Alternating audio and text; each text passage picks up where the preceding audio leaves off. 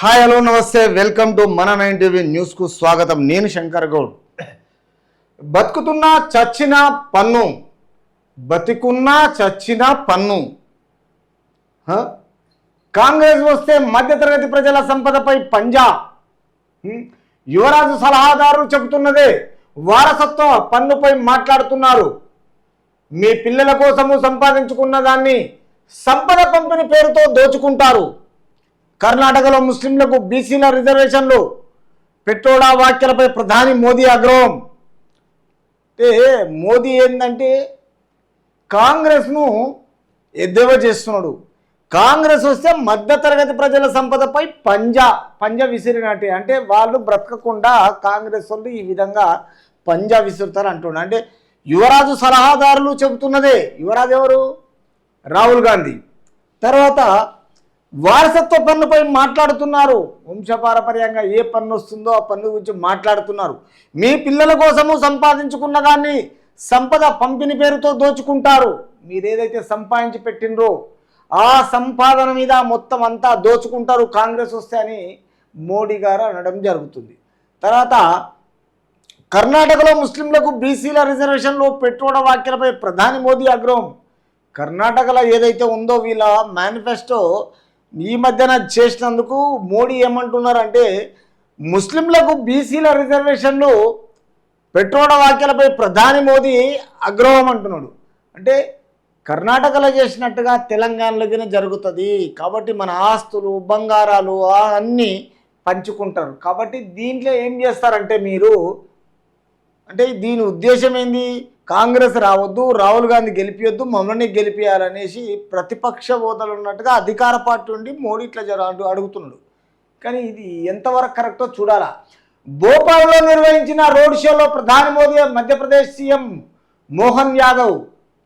అంటే మోడీ అక్కడ భోపాల్లో నిర్వహించిన రోడ్ షోలో మధ్యప్రదేశ్ సీఎం మోహన్ యాదవ్ ఈ విధంగా మోడీ అక్కడ అనడం జరిగింది. అంటే కాంగ్రెస్ వస్తే బతికున్న పన్ను చచ్చిన పన్ను వసూలు చేస్తుంది.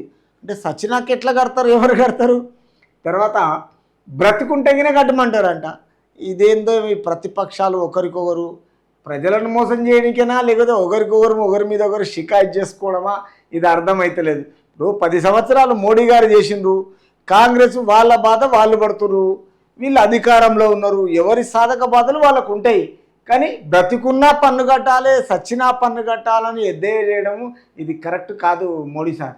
మీరేమన్నానండి, పద్ధతి కాదు ఇది. తర్వాత జీవితకాలం అంతా కష్టపడి చెమటోడ్ని తమ పిల్లల కోసం కూడబెట్టుకున్న మధ్యతరగతి ప్రజల ఆస్తులను దోచుకుంటుంది.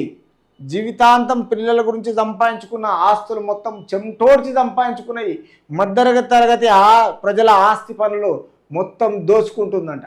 వారసత్వ పన్నుపై యువరాజుకు అంటే రాహుల్ గాంధీని ఉద్దేశించి రాచ కుటుంబానికి సలహాదారు.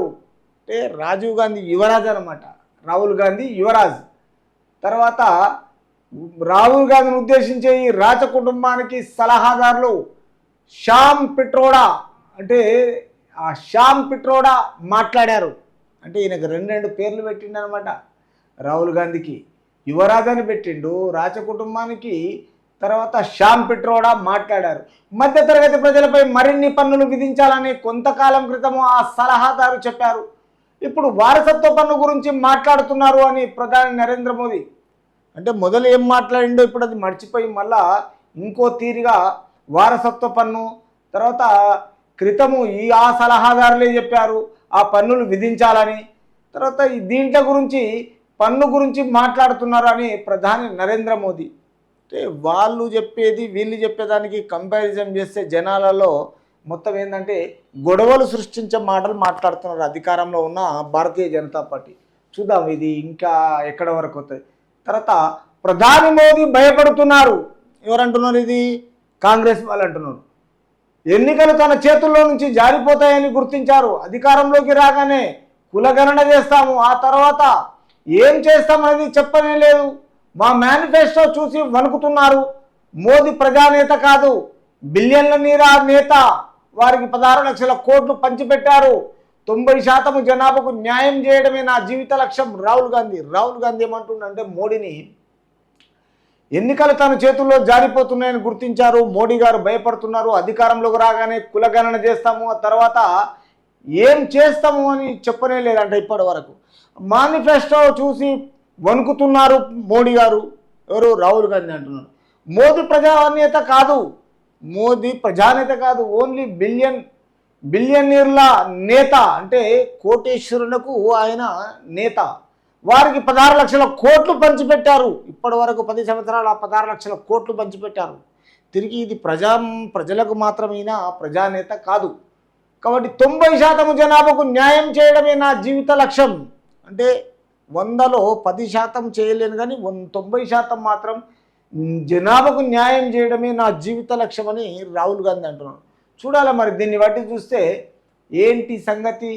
రేపు ఇద్దరికి పోటాపోటీ జరుగుతున్న తర్వాత భారతదేశంలో ఎన్ని స్టేట్లు కైవసం చేసుకుంటారో ఈ 543 పార్లమెంటు సభ్యాల్లో మరి కాంగ్రెస్కి ఎన్ని వస్తాయి, బీజేపీకి ఎన్ని వస్తాయి, మరి బీజేపీ ఫామ్ చేస్తుందా లేకపోతే కాంగ్రెస్ ఫామ్ చేస్తుందా, ఎవరి పాలక వర్గంతో భారతదేశాన్ని నడిపిస్తారు, తర్వాత భారతదేశాన్ని ఏ విధంగా నడుపుతారు, తర్వాత ఈ నిత్యావసర వస్తువుల మీద ఏంది, ఈ డీజిల్ మీద ఏంది, పెట్రోల్ మీద ఏంది, గ్యాస్ మీద ఏంది, వీళ్ళ గొడవలు, వీళ్ళ ఆషామాషి విషయాలు మొత్తము వీళ్ళ పాలక వర్గం వదిలిపెట్టి గొడవలు సృష్టించే టైపులో వీళ్ళు విర్రవీగుతున్నారు. కానీ రేపు ప్రజలకు ఏం సేవ చేస్తారు, ప్రజల సాధక బాధలు ఏం చూస్తారు, మోడీ గారు మరి 3వ సారి వస్తారా లేకపోతే కాంగ్రెస్లో రాహుల్ గాంధీ వస్తారా, మనం జూన్ 4 దాకా వెయిట్ చేసి చూద్దాం.